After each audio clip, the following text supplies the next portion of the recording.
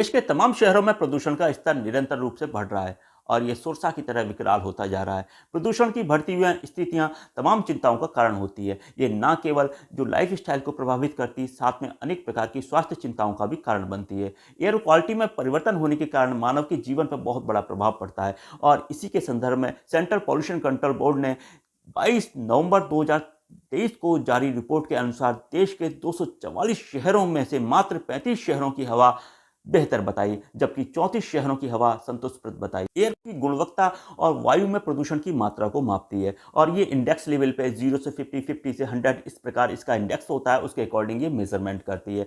अब जो वायु प्रदूषण की जो जो भयावकता है, इसकी जो आबोहवा में स्थितियों में परिवर्तन आ रहा है, वो केवल बड़े शहरों तक सीमित नहीं है। ये दिल्ली, एनसीआर या मुंबई तक सीमित नहीं है, अब ये छोटे शहरों में भी अपना पैर पसार रहा है। राजस्थान के चुरू, दौसा जैसे शहर और इसके साथ साथ बिहार के पूर्णिया जैसे शहर भी अब इसकी चपेट में आते जा रहे हैं, जहां एयर क्वालिटी इंडेक्स निरंतर खराब होता जा रहा है। और एयर क्वालिटी इंडेक्स खराब होने से न केवल स्वास्थ्य संबंधी चिंताएं होती हैं, साथ में अन्य साइमल्टेनियसली अन्य जो साइड इफेक्ट भी तमाम प्रकार के देखे जाते हैं। और इन तमाम चीज़ों के लबोलबाब ये निकलता है कि मानवीय जीवन के अंदर इस प्रदूषण का बढ़ता हुआ स्तर उसके जीवन स्तर को खराब करने के साथ साथ में अनेक तमाम परेशानियों का कारण बनता है। केंद्रीय प्रदूषण नियंत्रण बोर्ड दिल्ली ने 22 नवंबर 2023 को जारी रिपोर्ट में बताया कि देश के 244 शहरों में से मात्र 35 शहरों की हवा बेहतर थी, जबकि 34 शहरों की हवा संतोषप्रद थी। 0 से 51 यानी 0 टू 51 एयर क्वालिटी इंडेक्स में यदि कोई शहर आता है तो उसकी हवा बेहतर बताई जाती है,